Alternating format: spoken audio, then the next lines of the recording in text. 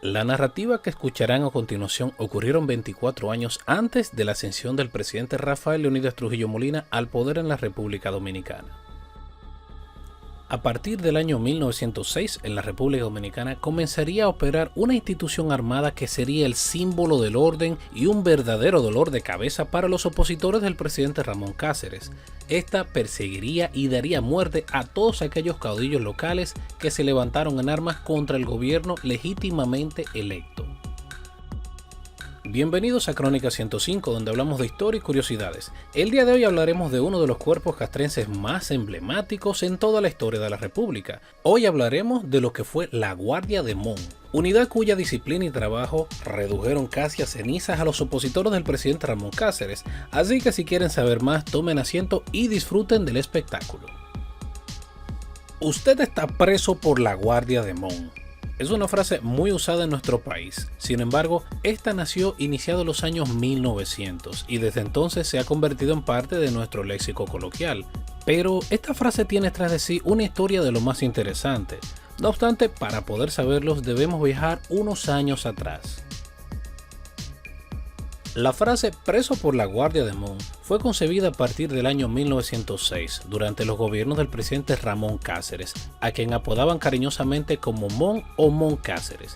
Este gobernó el país entre los años 1906 a 1911. En aquellos años gobernar el país era peor que un dolor de muelas a medianoche, y el motivo básicamente eran dos cosas.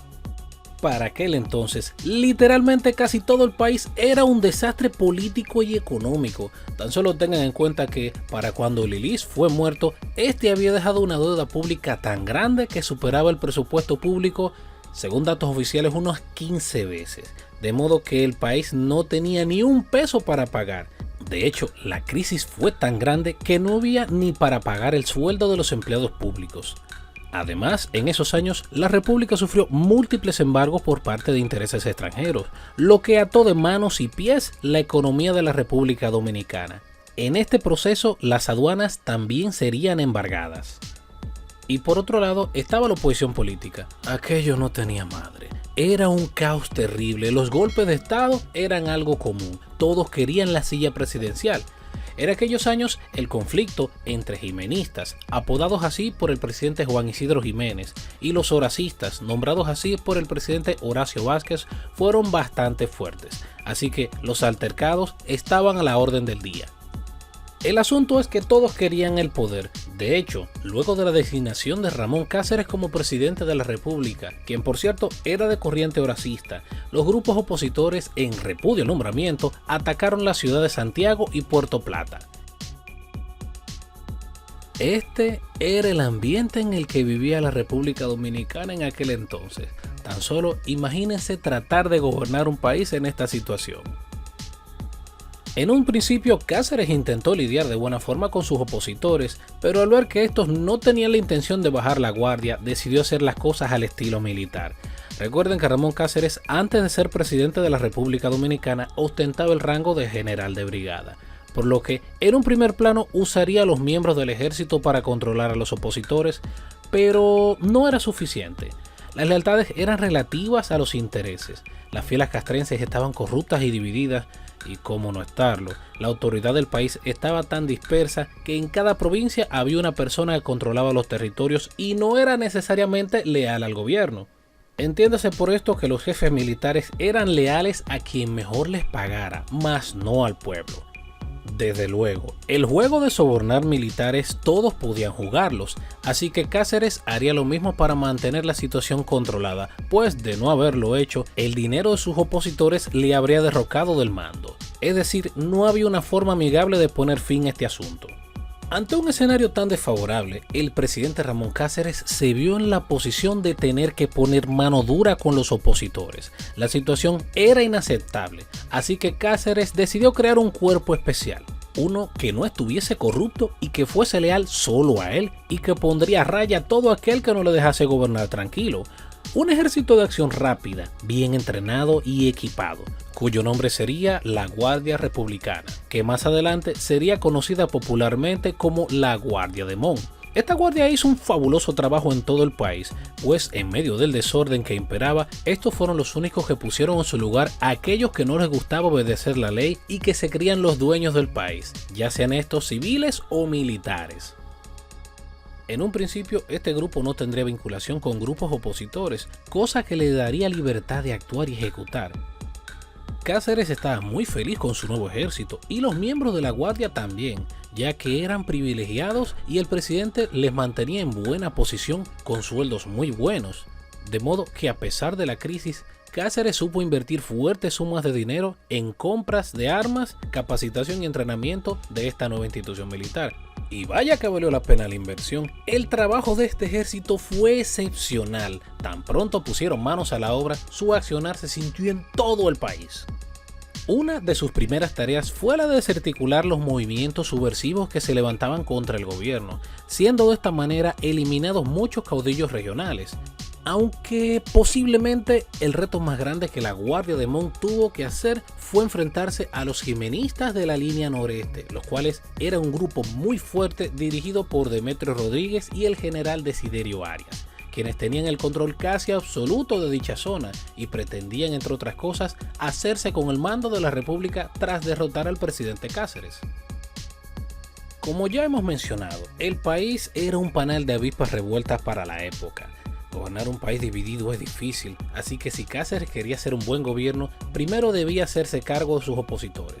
Así que, luego de poner régimen en la capital, Cáceres se trasladaría junto a su imponente ejército a la región noreste, lugares donde había constancia de actividad subversiva, visitando en el trayecto ciudades como La Vega, Santiago, entre otras.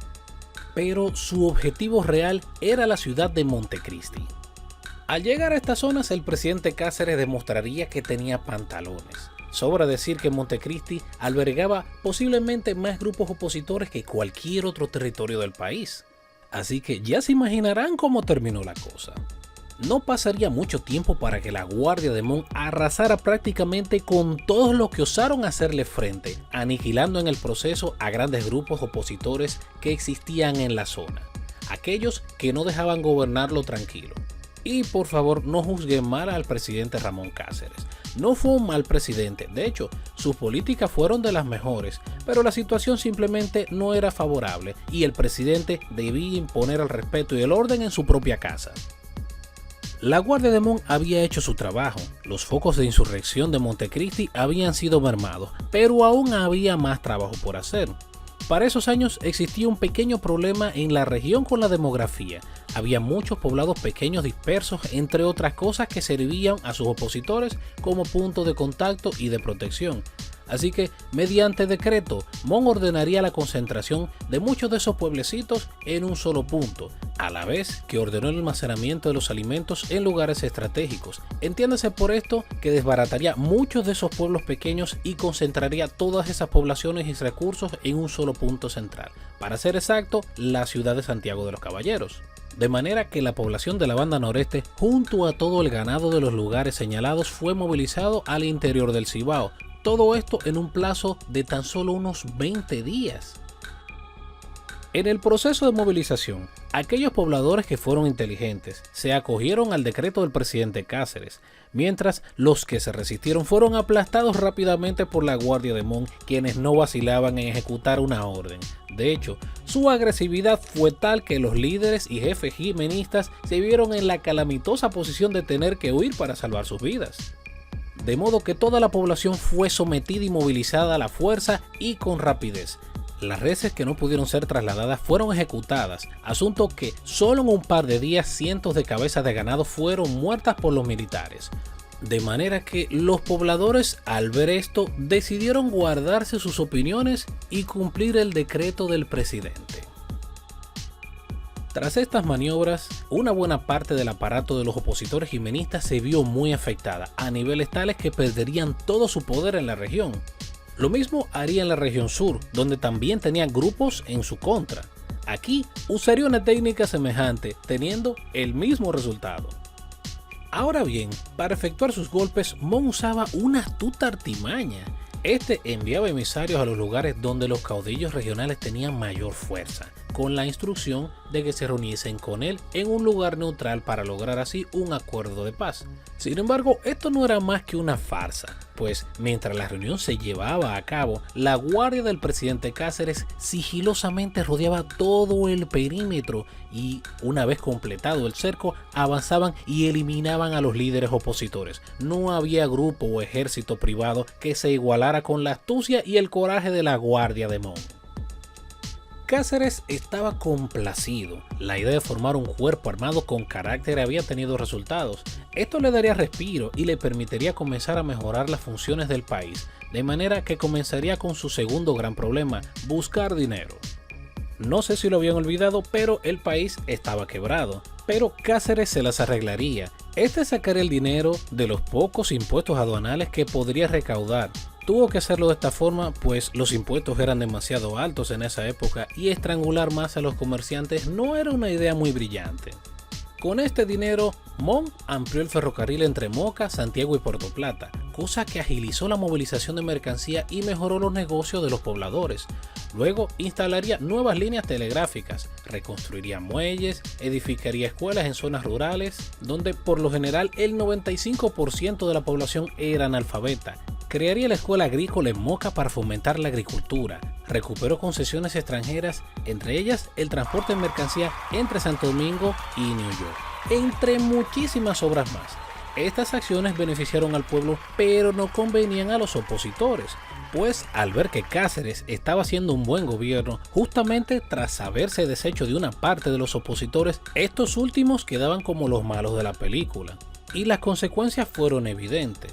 Sus adeptos comenzaban a perder credibilidad en su causa, y más al saber que si se levantaban en armas, la guardia de Cáceres los masacraría sin piedad.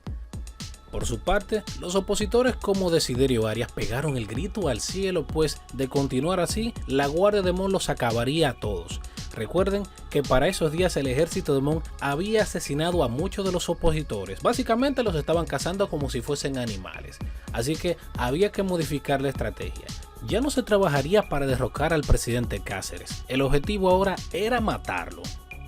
Fue así como el 19 de noviembre del año 1911, en uno de sus acostumbrados paseos por la carretera que conducía a Jaina, el presidente Cáceres fue emboscado por un grupo armado, quien emprendió a tiros contra su persona, hiriéndolo de muerte. Este acontecimiento disparó los ánimos al cielo. Cáceres había muerto, ya no había quien les pusiera el freno a los opositores. Al mismo tiempo, la famosa guardia de Mon ya no tenía a quien cuidar, pues su líder y director había sido asesinado. De modo que el ambiente para una revolución era perfecto. Los opositores del difunto presidente Cáceres lo sabían, así que a partir de la fecha, el panal de avispas volvió a revoltearse. En lo adelante, los grupos y facciones se pelearían por el mando del país, iniciando encarnizados y sangrientos enfrentamientos por todo el país. Pero de toda esta locura, el bando más fuerte, a quien llamaban los Bolos, dirigidos por Desiderio Arias, se levantaron en armas para imponer uno de los suyos, degenerando en una época de increíble inestabilidad política en la República Dominicana. De hecho, las pugnas y el desorden serían tan grandes que, entre otras cosas, animarían a los Estados Unidos de Norteamérica a intervenir el país militarmente entre los años 1916 a 1924. Desde la formación de esta guardia en el 1906, nos ha quedado en el argot popular, a lo largo de la historia de la nación, la frase "preso por la guardia de Mon", como elemento para tener en cuenta la gran gestión de Mon Cáceres, un presidente el cual debe ser recordado por ser uno de los hombres más hábiles en el manejo del poder. Por ese motivo, si un día vas en la calle y te dicen "usted está preso por la guardia de Mon", presta atención, pues la historia suele volver a repetirse. Si este video te gustó, apóyanos suscribiéndote a nuestro canal. Así mantendremos viva la historia de la República Dominicana.